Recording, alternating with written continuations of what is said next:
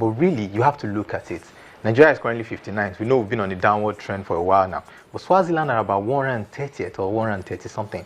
59 to 100 plus, you know, it's a mismatch really. You expect Nigeria to win that game. Going away, you expect them to win. Even if we were playing team like Cameroon, you expect Nigeria to go away, you know, and put up a performance, you know, that it's befitting for a country like ours, you know. And it's a little bit worrying because over time, anytime Nigeria goes to play away, I've actually lost confidence in Nigeria anytime they go away, no matter who they go to play. Even if we travel to Chad, we really don't impress. So anytime we are going to play away, the maximum I expect is usually a draw because the boys usually don't break their A game to you. When they come home, yeah, they play a little bit, but I really don't trust the Super Eagles anytime they're playing away. I don't know what's wrong. I don't know. But the only time they come up with, you know, they come up with good performances, maybe just get the goals and win is maybe when, you know, a game to go and they really need to win. But for now, well, maybe with Olise at the helm of affairs, maybe things will start to change. But Super Eagles away for the past 5 years, I have not been impressed. But a lot of people, Julian, would say that Nigerians, Super Eagles generally, we're slow starters. So sometimes because we start slowly, things, you know, damage limitation doesn't really work because a lot of this might have been damaged along the line. But do you think that might still count against us in the years to come? Well, it might likely count against us, and I mean, just to take it from where he stopped, whenever we play away from home, there's this doubt. It's like a 50-50 game, whoever we are playing. Even though the team is ranked last team in Africa, we still cannot beat our chest and say we'll go out there and win. This is a two-legged affair. Goals will definitely count, and trust me, we do not go away from home. We don't, even at home, we do not score. I remember our first game against Chad, we labored to win that game by 2-0. So now we are going on the road.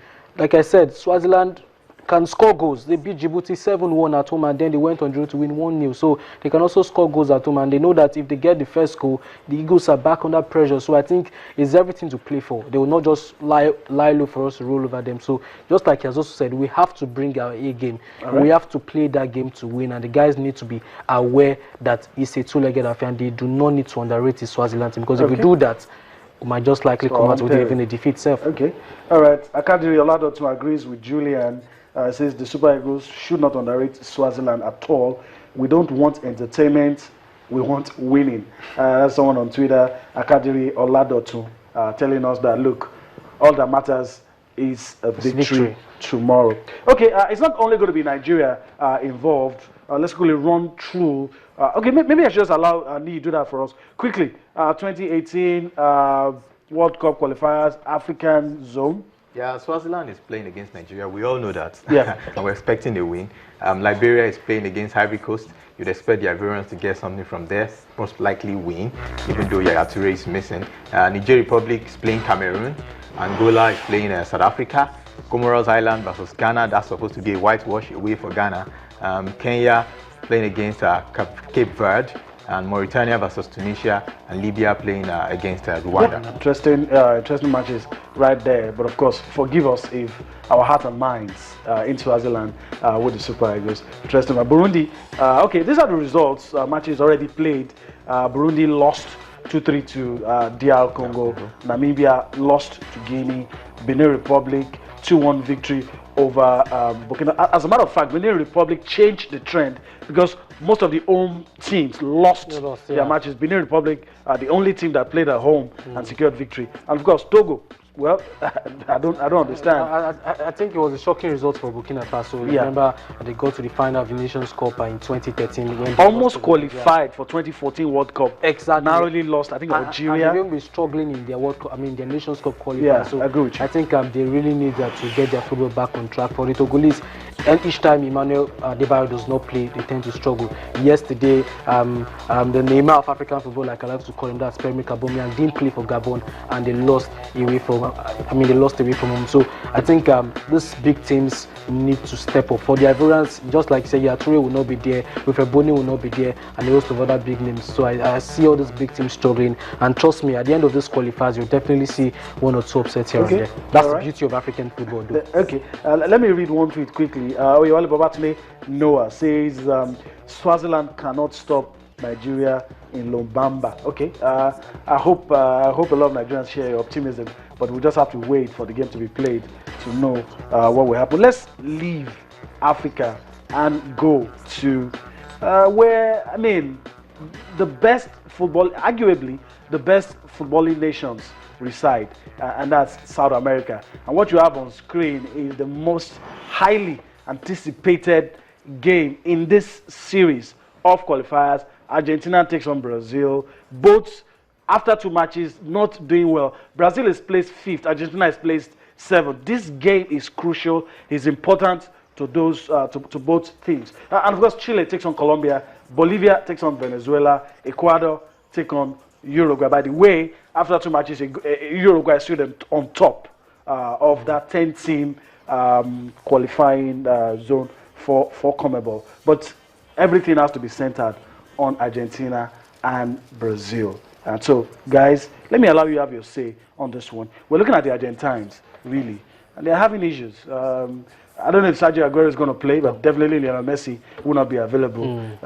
Some people are already rejoicing that he's injured because some claim he doesn't get to play his best matches for Argentina. But Julian, what do you think is going to happen? Argentina, Brazil, crucial. Both teams need this. Both teams need this, and both teams have been struggling so far in this competition. The first game, Brazil actually lost before they came back to win the second game narrowly by 2-1. For the Argentines, they've lost their first 2 games. They've not even scored a goal, and that's the massive headache for their coach right now, Tata Martino.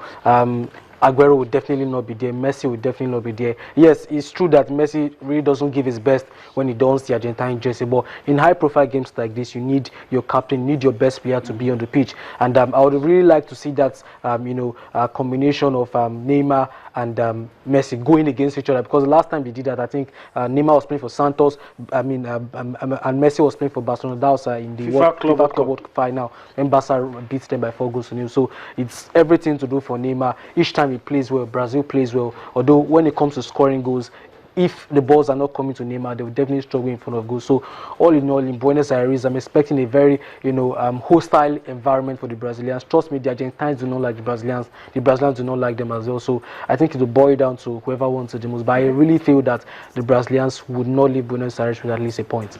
All right. You think, Lee, that the memories of the thrashing at the World Cup still haunting the Brazilians, and they would rather lose to a small team than lose to a big team, especially Argentina?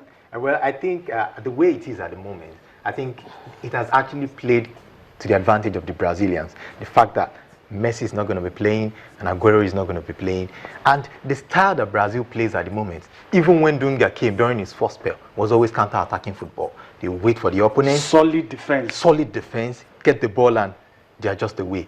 And they are going away, and they have no reason to actually go all out to attack. Guns blazing, yes. Just Argentina are actually still slightly behind. So Argentina needs to win this game. They need to win this. Brazil can still do with the draw because, the format in CONMEBOL, it's a long series. Everybody will top be four everybody. Teams do get to. But if Argentina don't get anything from this game, under pressure, they will be in a very, very big trouble, because teams like Uruguay, Chile has actually, come up the ranks already. Chile are winning games, and they're already competing with them to become one of the top 4 countries. Yes, to become the top 4 countries in South America. So Argentina really needs to get something from this game if they want to progress in this time. Because if they don't get this, who knows when Messi will return, and who knows if Aguero will be fit. And they've even played one game at home. Ecuador beat them in Buenos Aires. So Brazil will say to themselves, if Ecuador can get there, score 2 goals, even keep a clean sheet. I mean, with the arrays of stars we have, Douglas Costa is on form, Willian is on form, there's Oscar, there's a host of other players, and the Hawk is on form from Zenit St. Petersburg. So